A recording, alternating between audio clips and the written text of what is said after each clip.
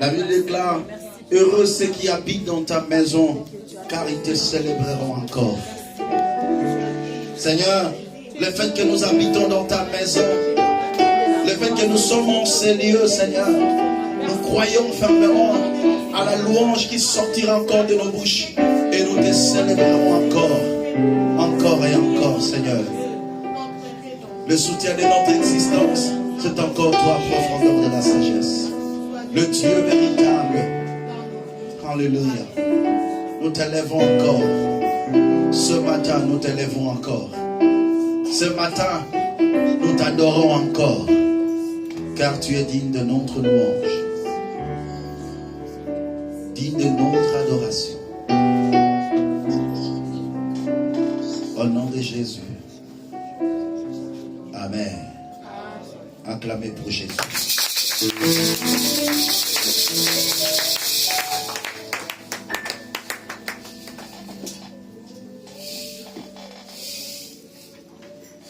Que le Seigneur vous bénisse. Que la paix de Dieu soit avec vous. Amen. Salue ton frère qui est à côté de toi. Dis-lui, tu es béni parce que tu es là. Bénis ton bien-aimé. Déclare une parole de bénédiction sur sa vie. Est-ce que nous sommes ensemble? Vérifie que tu acclames pour Jésus.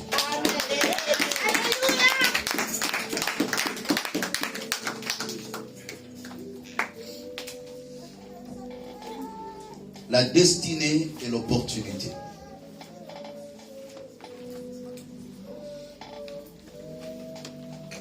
C'est le thème de notre enseignement de ce matin. La destinée et l'opportunité. Quelle est la problématique de notre enseignement? Vous devez savoir une chose, on va partir de définition avant de faire sortir la problématique de notre enseignement de ce matin. C'est quoi la destinée? La destinée est la volonté souveraine de Dieu qui règle d'avance ce qui doit être dans la vie de l'homme. La destinée, c'est la volonté souveraine de Dieu qui prépare d'avance ou qui règle d'avance ce qui doit être dans la vie d'une personne. Donc, le parcours que l'homme doit faire sur la terre a été tracé par Dieu. Et c'est quoi l'opportunité? L'opportunité n'est rien d'autre qu'une occasion favorable.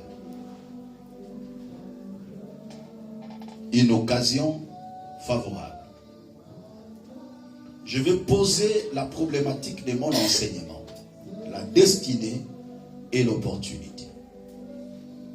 Dans le parcours de la vie d'un chrétien, où Dieu a déjà tracé une ligne, une destinée de sa vie, pour que la personne arrive à sa destinée, la personne doit savoir que Dieu a sa part de responsabilité et l'homme aussi a sa part de responsabilité. Tout au long du chemin, pour arriver à la destinée que Dieu a placée, l'Éternel met devant l'homme des opportunités. C'est-à-dire des occasions favorables sur son chemin. Mais c'est à l'homme de savoir comment saisir l'opportunité afin d'arriver à sa destinée. Donc pour dire que Dieu peut mettre devant toi une très bonne destinée, mais tu n'y arrives pas parce que tu n'as pas saisi les opportunités que Dieu a mis tout au long de ton chemin. Est-ce que quelqu'un est en train de comprendre? Amen. Je peux dire, la destinée est la part de responsabilité de Dieu, mais les opportunités, c'est la part de responsabilité de l'homme. Dieu le met devant toi, mais c'est à toi de les convertir. La problématique, c'est de savoir que faire pour convertir l'opportunité que Dieu met devant moi à une bénédiction.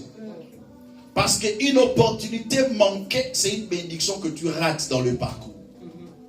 Un homme avisé doit être capable de convertir chaque opportunité qui s'élève devant lui. Je vais lire 2 versets et on va avancer. Psaume chapitre 31, le verset 16. Psaume chapitre 31, le verset 16. Il est écrit: mes destinées sont dans ta main. Délivre-moi de mes ennemis et de mes persécuteurs. Mes destinées sont dans ta main. Là, c'est David qui parle à Dieu. Les destinées d'une personne sont entre les mains de Dieu. Comme je disais que la destinée, c'est la part de responsabilité de Dieu. C'est Dieu qui trace un chemin pour la vie d'une personne. C'est Dieu qui prépare des choses en avance pour la vie d'une personne. Et David le reconnaît en disant: mes destinées sont entre tes mains, Seigneur. J'allais prophétiser sur quelqu'un déjà avant de commencer ce message, en disant que la destinée de ta vie, ce n'est pas entre les mains de ton Père, mais entre les mains de ton Dieu. La destinée de ta vie n'est pas entre les mains de tes ennemis, mais c'est entre les mains de Dieu. Donc pour dire qu'il n'y a personne qui peut se lever contre ta destinée. On dit la destinée, c'est la volonté souveraine de Dieu.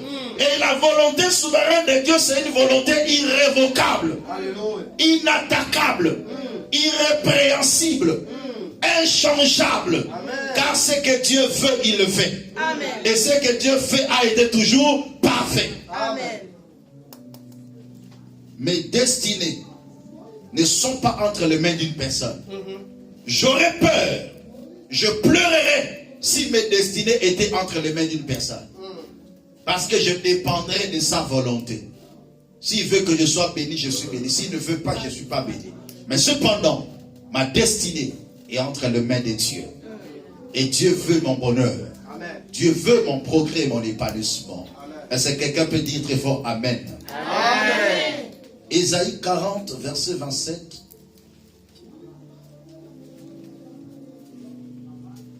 Ésaïe 40, verset 27. Que dit le Sainte Écriture? Ésaïe 40, verset 27.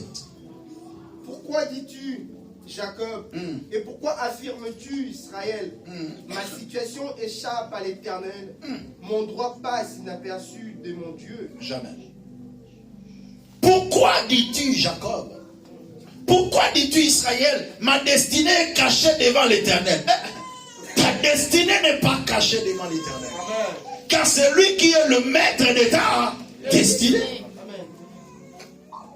Est-ce que quelqu'un est en train de comprendre ça? Il dit, mon droit passe inaperçu devant mon Dieu.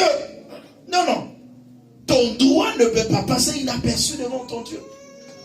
Tes destinées ne sont pas cachées devant ton Dieu parce que c'est lui qui est l'initiateur. Il est le maître de ta destinée. C'est lui qui planifie tout. C'est lui le metteur en scène. Et il t'a choisi comme l'acteur principal de ta vie. Il connaît le scénario. Il faut se confier à l'Éternel. Voilà pourquoi il est écrit: confiez-vous à l'Éternel, vous serez affermis. Vous serez dur, vous serez solide. Vous serez inébranlable. Personne ne va affecter ta foi. Parce que tu t'es confié à l'Éternel qui est le maître de ta destinée. Je déclare et je prophétise que personne ne peut changer ta destinée. Amen. La destinée de l'homme est le domaine de Dieu. Un domaine réservé de Dieu. Ce n'est pas un domaine d'une personne. Donc même si un sorcier s'est levé pour te dire que tu ne vas pas réussir, dis-lui, ma destinée n'est pas entre tes mains. Ma destinée, c'est le domaine de qui? De Dieu. La destinée de l'homme est le domaine de Dieu, mais son accomplissement dépend de l'homme, de la manière qu'il saisit l'opportunité que Dieu met devant lui. Écoutez bien, dans le déclenchement de l'opportunité, il y a 3 choses à retenir.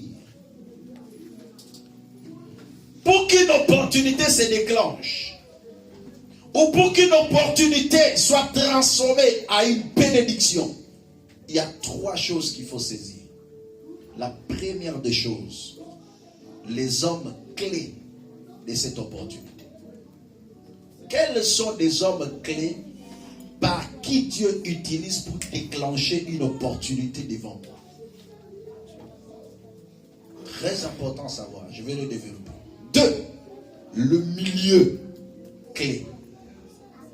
Où est-ce que je dois me développer? On ne se développe pas n'importe où. L'homme est comme une sémence qui doit être dans une bonne terre pour germer. Il y a certains milieux, certains environnements qui t'empêchent de se développer. Il y a certains entourages qui t'empêchent de se développer. Le milieu est important par rapport à la destinée d'une personne. Et troisièmement, le moment clé. Quel est le temps que Dieu a libéré cette opportunité? Parce que vous devez savoir, une opportunité est passagère. Alors le moment où elle se présente, il faut la saisir. Si tu la saisis, pas ça passe. Si aujourd'hui tu as 40 ans, tu n'auras jamais 30 ans dans ta vie. Parce que c'est déjà passé. Donc s'il y avait des choses que tu devais faire quand tu avais 30 ans et que tu ne l'as pas fait, tu ne le feras plus jamais. C'est ce qu'on appelle le moment de l'opportunité. Voilà pourquoi dans la vie, celui qui comprendra ce message ne ratera pas la cible de son opportunité et ne va pas jouer avec sa vie. Parce que le moment d'avancer, toi tu fais des bêtises. Tu rates des opportunités d'avancer. Est-ce que je peux parler? Amen. Est-ce que vous êtes prêts pour m'écouter? Amen. Acclamez d'abord pour la gloire du Seigneur.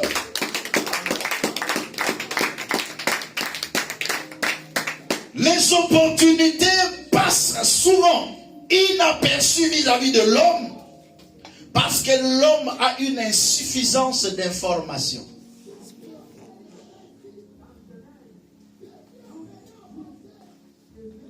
Tu n'as pas d'information sur l'homme clé. Tu n'as pas d'information sur le milieu clé. Et tu n'as pas d'information sur le moment clé de ton opportunité. Quand tu n'as pas ces informations, tu peux passer outre ton opportunité. Vous savez, une personne bien informée peut réussir facilement. C'est très important. Savoir s'informer. Ça, c'est un préalable. L'opportunité peut s'offrir à tout moment, quel que soit le temps difficile ou le temps favorable. Un enfant de Dieu n'est pas influencé par des conditions, mais il peut trouver une opportunité même dans un moment plus difficile de sa vie. Il trouve une opportunité et cela change son histoire. Amen. Bien-aimés dans le Seigneur, ne soyez pas pressés à pleurer quand tu souffres, de peur que quand les larmes vont couvrir tes yeux, tu ne verras pas l'opportunité dans la souffrance. Parce que Dieu peut faire sortir une opportunité de bénédiction au milieu d'un moment sombre de la vie. Et il faut être prudent pour voir. Sinon, tu ne verras pas. Et l'opportunité va passer. Et quand l'opportunité vient au moment de la souffrance et que toi, tu ne la saisis pas, qu'est-ce qui va se passer? Conclusion, c'est que ta souffrance va perdurer. Parce que c'est cette opportunité-là qui mettra fin au règne de ta souffrance. L'opportunité peut s'offrir, même dans un moment de conditions difficiles, un moment de crise. Mais Dieu ouvre une opportunité. Mais il faut comprendre la grandeur et la capacité, avoir l'information sur ce que Dieu met devant toi. Dans la vie, ne sois pas pressé de critiquer les voies de Dieu. Parce que tu ne sais pas, Dieu peut cacher une bénédiction dans la souffrance. Il cache une bénédiction. Je peux parler? Amen. Je vais commencer avec le premier point. Tu dois comprendre des hommes clés de ta vie. Qui est un homme clé dans ma vie? Vous devez savoir une chose. Tu ne peux pas te comporter de la même manière devant tout le monde parce qu'il y a des hommes clés de la vie. Tu ne peux pas pleurer devant tout le monde. Tu ne peux pas montrer ta faiblesse devant tout le monde. Mais tu dois comprendre qui sont les hommes clés de ma vie que Dieu a mis devant moi. Matthieu chapitre 10, versets 46 à 52. C'est une histoire que vous connaissez bien. Mais aujourd'hui, je vais tirer une petite leçon dans cette histoire et ça va nous aider à comprendre une chose. Matthieu chapitre 10, verset 46.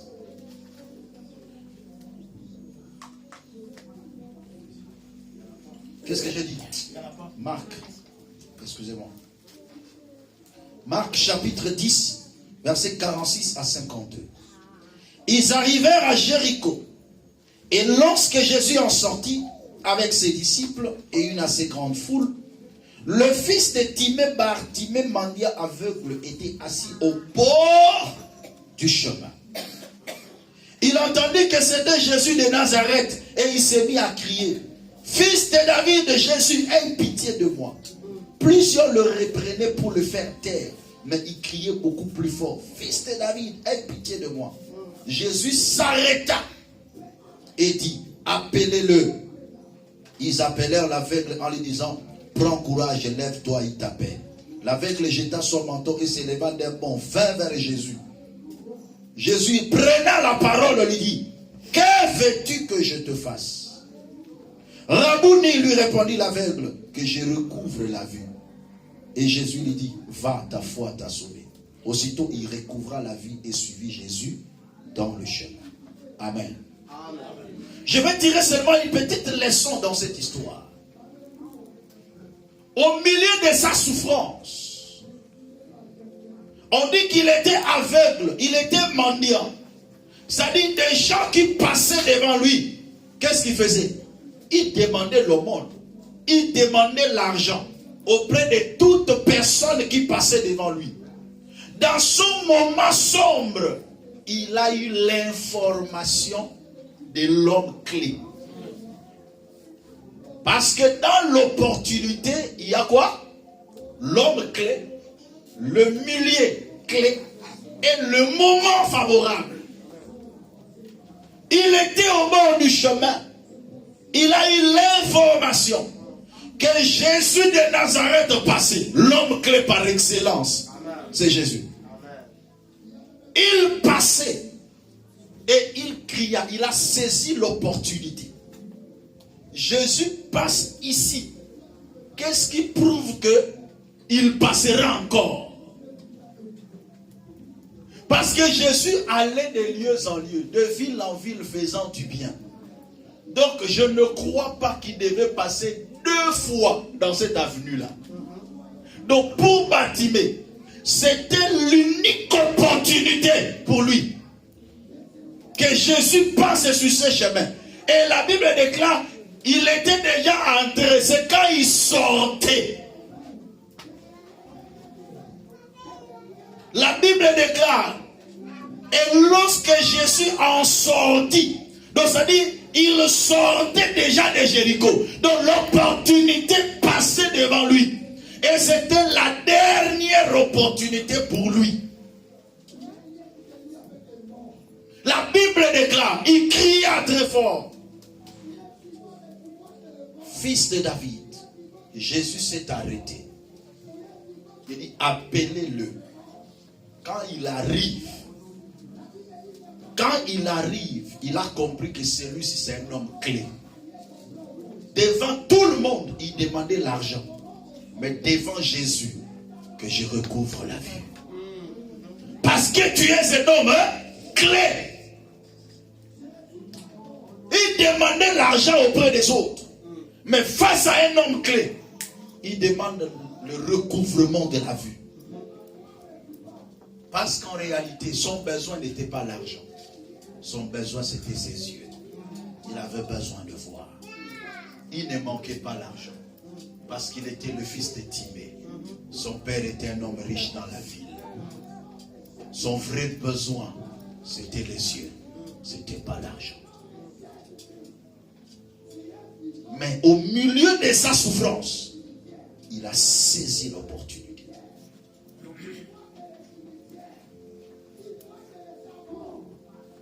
Un jour, Pierre et Jean entraient dans le temple à l'heure de la prière, à la 9e heure. La Bible déclare, ils ont trouvé un homme paralytique près de la porte, appelé la Belle. Cet homme demandait la mort. Il n'avait pas la révélation des hommes clés. Il était face aux hommes clés. Face aux hommes clés, on demande l'essentiel. La Bible déclare, il a étendu sa main, espérant recevoir quelque chose de leur part. En accord avec Actes des Apôtres, chapitre 3, à partir du 1er verset. Pierre et Jean le regardent, il dit, regardez-nous, je n'ai ni or, je n'ai ni argent, mais ce que j'ai, je te le donne. Au nom de Jésus-Christ, lève-toi et marche. Tu as besoin de marcher, tu n'as pas besoin d'argent.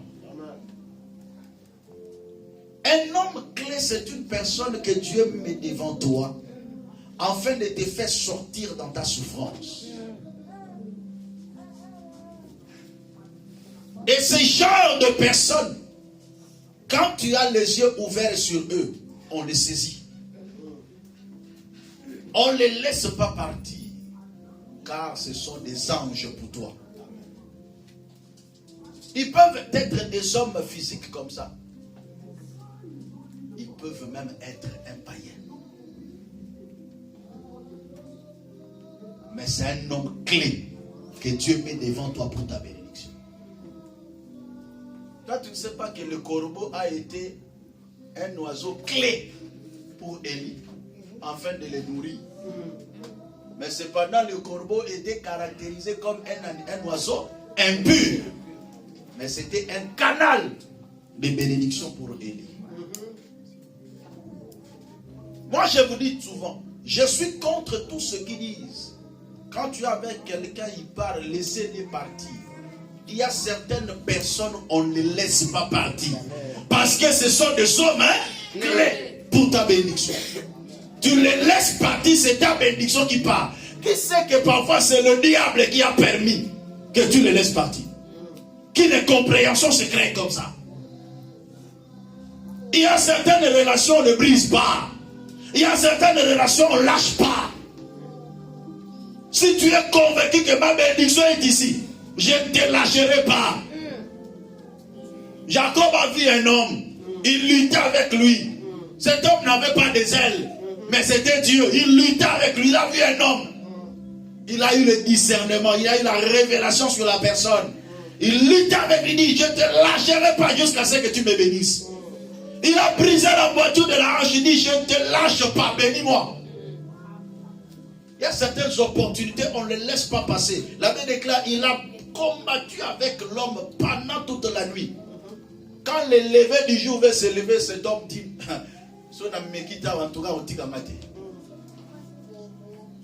il y a certaines relations, on ne les laisse pas. Parce que ta bénédiction est là.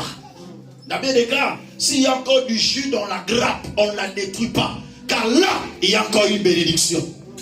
Il y a des gens qui ont du jus en eux. Et tu dois avoir le discernement pour comprendre que celui-ci, c'est mon porte-bonheur. Porte-bonheur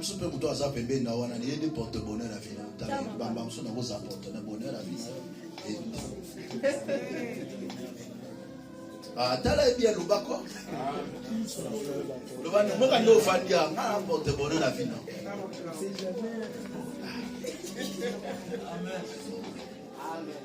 Tu sais, un jour, on a fait sortir la photo du président à l'église. Et quelqu'un commente, il dit, la personne qui était assise à côté de lui ne savait pas que c'était le président de la République. C'est là le baluka qui m'a amené.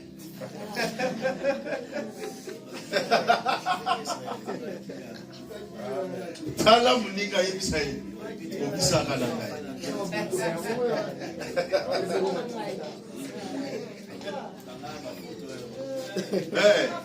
Na on a besoin de ta photo. Ah, obosa ninga kala. Bref. Fandarisika bonne église. Alléluia. Le hasard n'existe pas. Reconnais la vraie valeur des hommes. Il y a des hommes bénédictions dans la vie. Ils existent. Tu dois reconnaître la vraie valeur d'une personne. Il y a deux choses. Reconnaître la vraie valeur et reconnaître aussi son vrai besoin de la destinée. Bartimée a reconnu le vrai besoin de sa destinée. Ce n'était pas l'argent, c'était les yeux. Et quand il rencontre l'homme clé, il dit le vrai besoin. C'est très important. Je vais vous dire quelque chose. Lisons d'abord la parole de Dieu. Luc chapitre 23. Je vais vous révéler quelque chose. Aujourd'hui, je ne serai pas long parce que je vais introduire quelque chose de bon pour vous. Et le Seigneur vous bénisse. Luc chapitre 23, versets 33 à 43. Luc chapitre 23. Bon, je commence même au verset 39. L'un des malfaiteurs crucifiés l'injuriait disant, n'es-tu pas le Christ? Sauve-toi toi-même et sauve-nous. Mais l'autre le reprenait et disait, ne crains-tu pas Dieu, toi qui subis la même condamnation? Pour nous, c'est justice, car nous recevons ce qu'on méritait nos crimes. Mais celui-ci n'a rien fait de mal. Et il dit à Jésus, souviens-toi de moi quand tu viendras dans ton règne. Et Jésus lui répondit, je te le dis en vérité, aujourd'hui, tu seras avec moi dans le paradis. Ah, frère, sur la croix, Jésus-Christ et les deux brigands, de part et d'autre, ils avaient la même condition de souffrance, même condamnation, dans un même lieu, mais l'un d'eux était le Dieu créateur. Je répète, ils étaient tous crucifiés dans un même lieu, ayant la même condamnation, ayant les mêmes souffrances, mais parmi eux, l'un d'eux était le Créateur. Amen. Ne minimise pas celui qui est à côté de toi. Quelle que soit sa situation. Bien-aimé, l'autre brigand n'a pas saisi l'opportunité. Tu es en train d'être crucifié avec le Créateur. Il commence à le mépriser. Si tu es vraiment fils de Dieu, sauve-toi toi-même et sauve-nous aussi. Mais l'autre a saisi l'opportunité. Il dit, ne crains-tu pas Dieu? Nous méritons cette punition. Mais lui, alléluia. Amen. Alléluia. Amen. Il ne faut pas mépriser quelqu'un par rapport à son présent. Tu ne connais pas sa destinée. Amen. Tu ne sais pas ce qui sera demain. Ne minimise personne dans la vie.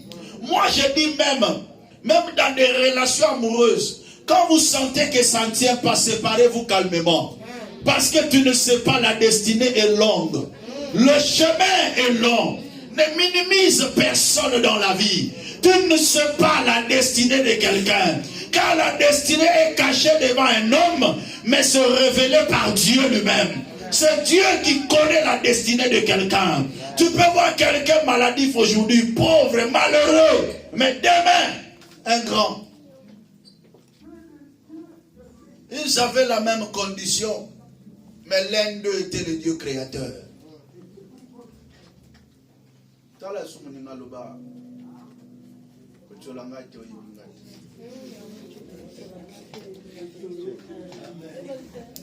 Destiné dans mon yébité. Vie est dans le lenge nyekese.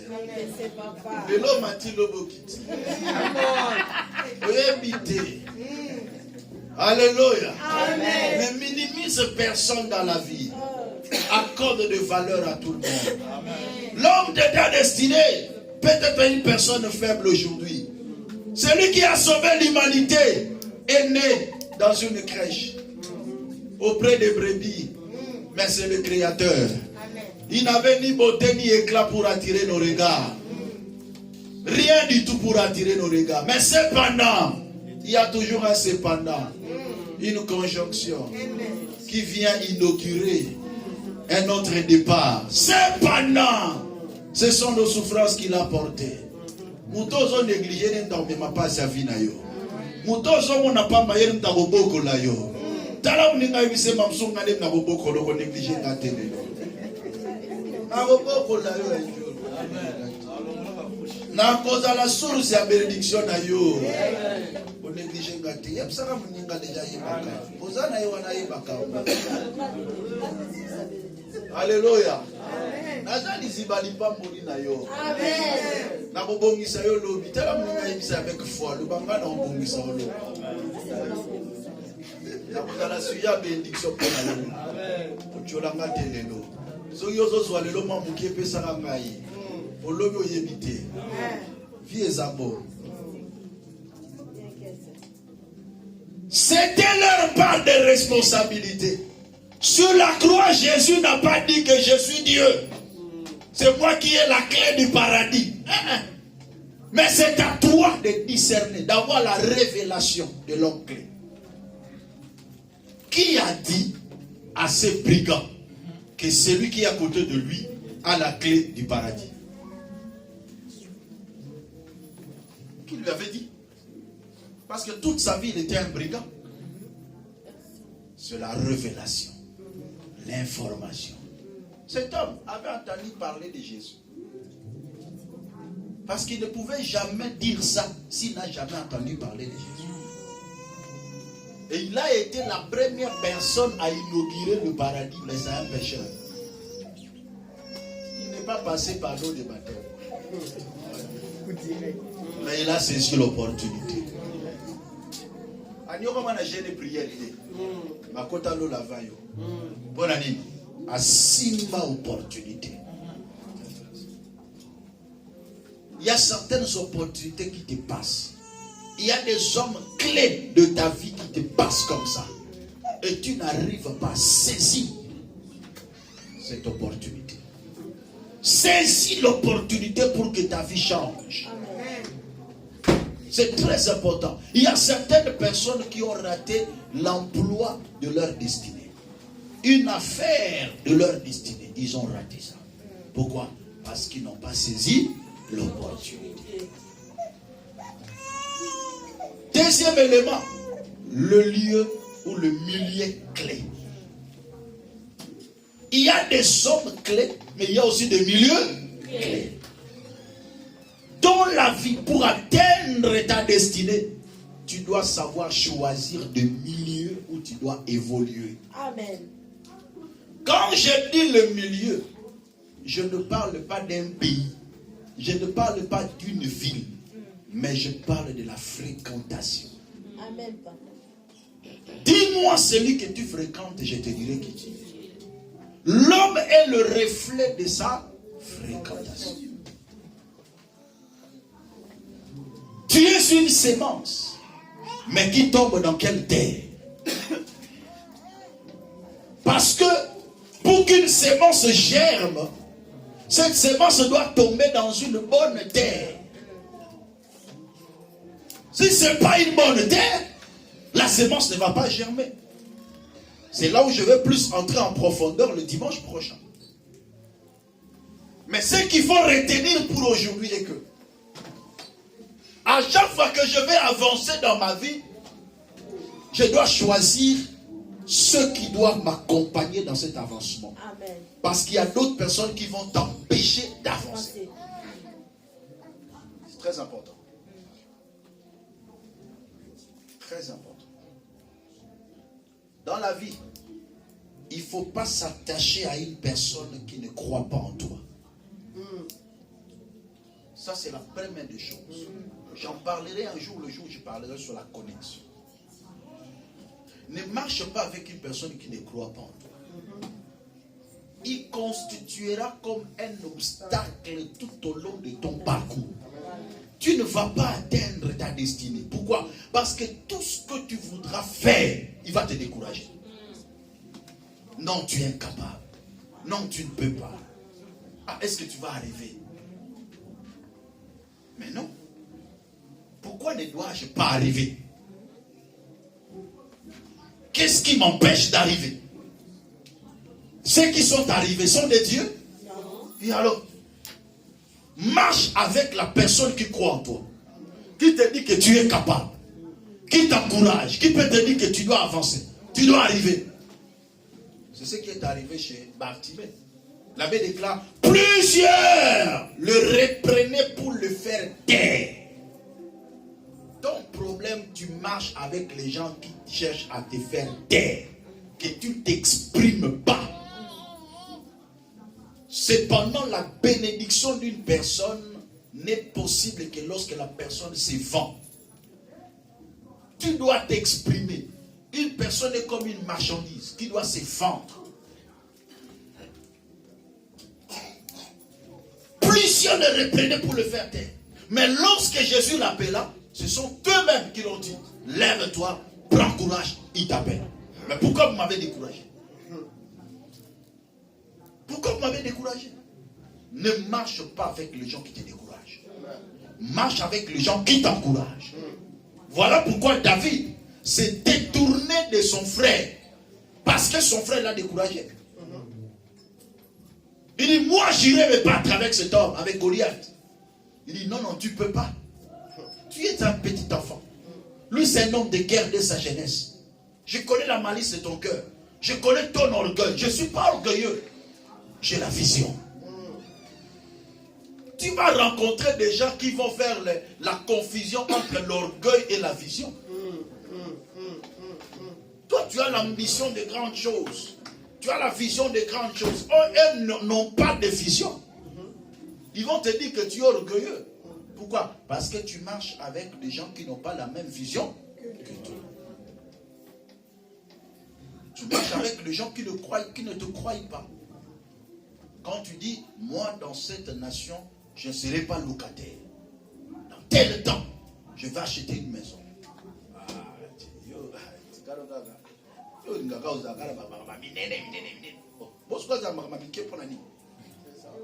Il y a total la vision à Sanango.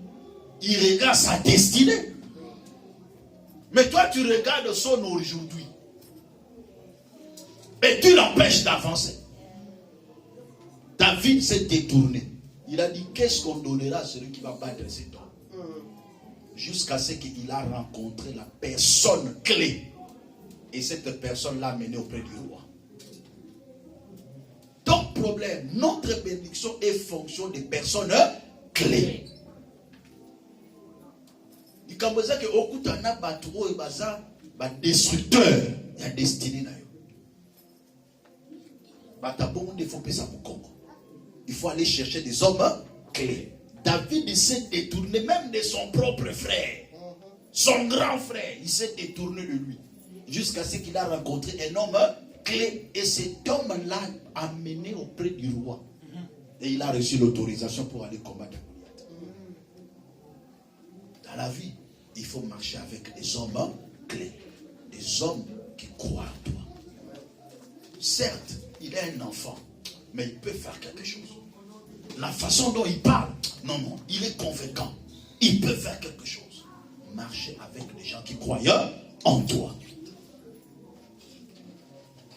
Et dans la vie, il ne faut jamais marcher avec ceux qui ont échoué. Parce qu'une personne qui a échoué dans la vie, c'est un criminel social. Il va t'infecter. Alléluia. Ne marche pas avec les gens qui ont échoué dans la vie. Mais marche avec les gens qui ont échoué et qui ont réussi. Ça, c'est important. Je répète, ne marche pas avec les gens qui ont échoué, mais marche avec les gens qui ont échoué et qui ont réussi. Parce que une personne qui a échoué et qui a réussi vaut mieux qu'une personne qui a réussi seulement. Suivez très bien. Je reprends. Une personne qui a échoué et qui a réussi vaut mieux qu'une personne qui a seulement réussi. Parce que celui qui a seulement réussi te donnera que le secret de la réussite. Mais celui qui a échoué avant de réussir te donnera le secret de ce que tu dois faire pour ne pas échouer et le secret de la réussite. Tu as deux leçons à tirer. Mais ne marche pas avec une personne qui a échoué lamentablement.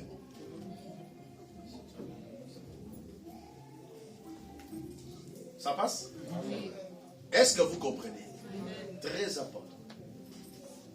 Très important.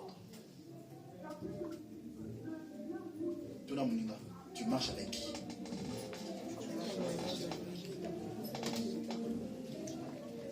Tu es un chrétien. Tu marches avec un païen. Pour faire quoi? Si c'est dans le cadre des affaires, tant mieux. Mais c'est dans quel cadre? Toi, chrétien, tu marches avec un païen. Y a-t-il des relations entre Bélial et Dieu? Entre l'autel de Dieu et l'autel de Bélial ou de Baal? Est-ce qu'il y a-t-il de relation? Quel est le conseil qu'un païen va te donner? J'ai regardé sur les réseaux sociaux une histoire qui m'a fait très mal. Très mal. Et le conseil qui se donne dans les réseaux sociaux, bien aimé, il faut faire très attention. Très attention. Parce que les réseaux sociaux constituent des canaux de destruction de plusieurs. Voilà pourquoi nous nous y entrons pour donner la bonne parole. Est-ce que quelqu'un comprend? Faites très attention. Oh, quand quelqu'un dit, oh, les secrets pour faire ceci, oh, les secrets pour faire ceci. Tout n'est pas à suivre, il faut discerner. Tous les conseils qui se disent, il faut faire très attention. Tout le monde n'est pas appelé à être conseiller ou ton conseiller. Non, bien aimé dans le Seigneur. Ce n'est pas tout le monde qui peut être ton conseiller. Tu ne peux pas demander des conseils à n'importe qui. Non. Beaucoup de vies se détruisent par des conseils, mais de mauvais conseils. Marche avec de bons conseillers. Je vais le dire à Lingala. Moi, si Moko, Azam musulman, avant il a Kibo Sekanaye jusqu'à 28 ans. Il va y a Mbomo Makashi. Il y a 49 ans. Il y a Balai. Bala lobi to ça et l'autre jusqu'à ce que tu bala. OK. Abalani. Bali mbongo. Na mito to ba bazara France, bazo kene ba Belgique par-ci par-là. Une semaine, bala simbagete. 2 semaines et l'autre. Mais makamni zo le cas. Ngana bateli vigilité na ngai tina ndaka libala. Na ndaka libala pe kutasimba ngai azali. Mukolomonka na kidi bababi na buto binata na so muto azo fonctionner. Atala boye loka mwana 9 ans. Babi me o likamni. Ote bomba ngai. Na bomba yo ndenge ni. Ngana yaki libala. Zoka de mwana mobali wana bala kate po ayebi condition na ye. Afanda ni kabunga saka ba mbongo ebele. Siko mwana mwasi wana abengi batu ba coach ya réseaux sociaux ba pesa des conseils. Siko mobala pesi autorisation lobi so linga to bimaka no ata libanda. Bimaka na odukata mo mutu moko libanda mais ozanga mwasi nanga po obomba nga vis-à-vis ya famille. Lukasuko coach. Abi mais vous avez une solution. Betara no libanda. Mais je vous dis. Quand je vous dis, il faut savoir, destiné à Moutou, et sa fonction, il y a des opportunités dans les bossons. Mais il faut y avoir nani na tambula. Nani na tambula. Pourquoi moi ça n'a pas na France coach pas na France abi donc on ça a profiter de nanga ito kutana na coacher on a. Quel coaching. Allez, c'est comprendre. Imaginez que sur ton parcours de la vie, tu rencontres des gens comme ça. Qui vont te pousser à la cupidité. C'est à cause de la cupidité que la vie d'une personne peut être détruite comme ça. Donc toi, tu veux qu'une fille puisse vivre dans l'adultère, mais ayant l'argent. Dans ce cas, il se sépare. Mais oui, mais c'est ça la solution. C'est ça la solution. Pourquoi? Parce que c'est un mariage bâti sur un mensonge. C'est très important. Allez-y comprendre, bien-aimé dans le Seigneur, qui tu marches avec, qui te conseille dans la vie, et quel genre de conseils que tu reçois auprès des gens. Ça va conditionner ta destinée. Combien des hommes changent leurs attitudes dans le ménage parce qu'ils ont écouté les autres à l'extérieur? Combien de femmes changent leur attitude vis-à-vis de leur mari parce qu'ils ont écouté des choses à l'extérieur? Ton problème, c'est parce que tu as de mauvais conseillers. C'est ça le plus grand problème. Or que le projet échoue, faute d'une assemblée qui délibère, mais il réussit lorsqu'il y a de bons conseillers. Dans la vie, il faut avoir de bons conseiller. Ton entourage, ta destinée peut se gâter tout simplement parce que tu n'es pas bien entouré. Il n'y a pas de bonnes personnes autour de toi. Pourquoi ça vous fait bien n'abattu? Moi on me dit, il veut nous arraper Bobo tout le oui, comme il a dit Yuma. Malalo no boy. Moi c'est le salon boy.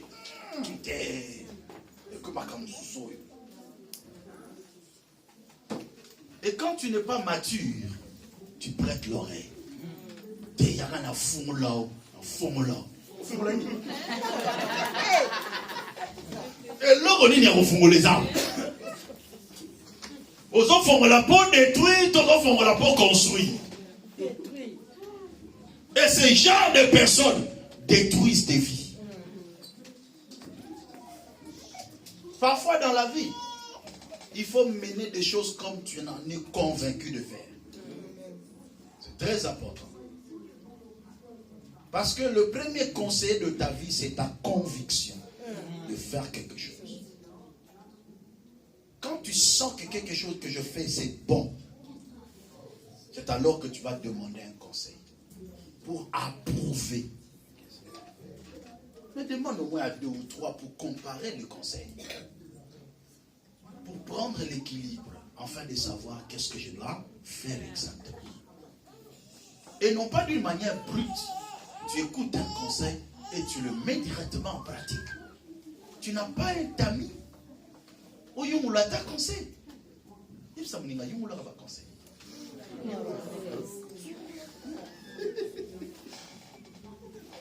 L'entourage. Tu peux avoir des hommes clés dans la vie, mais l'entourage peut te détruire. L'entourage peut te pousser à se séparer de l'homme clé de ta vie. L'entourage. Et troisième point, le moment. Tu veux atteindre ta destinée, quel est le moment clé d'agir? Le moment clé d'intervenir. Il y a des choses, si tu ne le fais pas aujourd'hui, tu ne le feras jamais.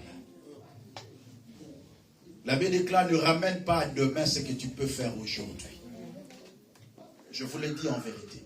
Ne ramène pas à demain ce que tu peux faire aujourd'hui.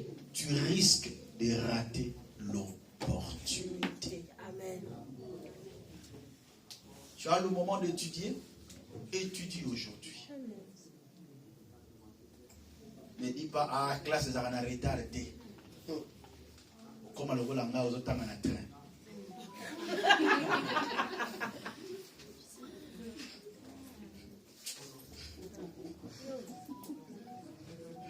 Alléluia. Amen. Pourquoi? Parce que dans vous en attendez.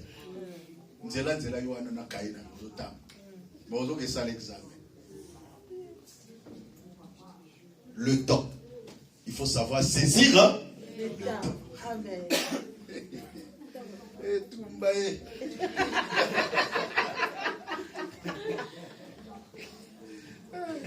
On va la soupir ya mama Chica. Force, man, force.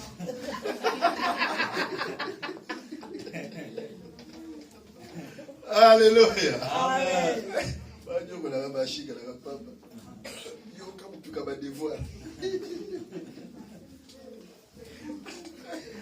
Vous allez combien? 15.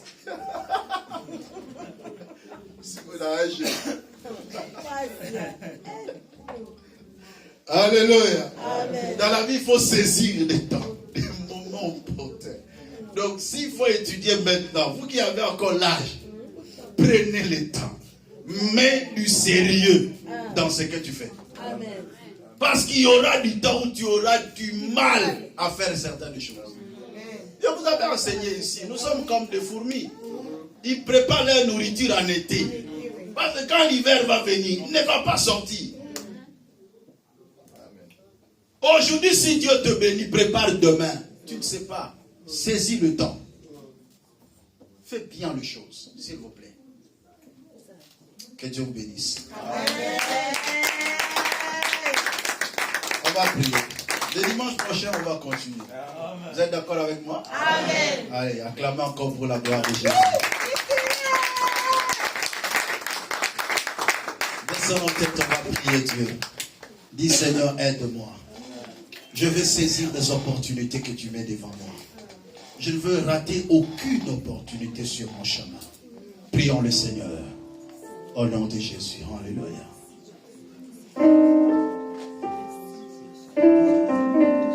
Jésus. Alléluia.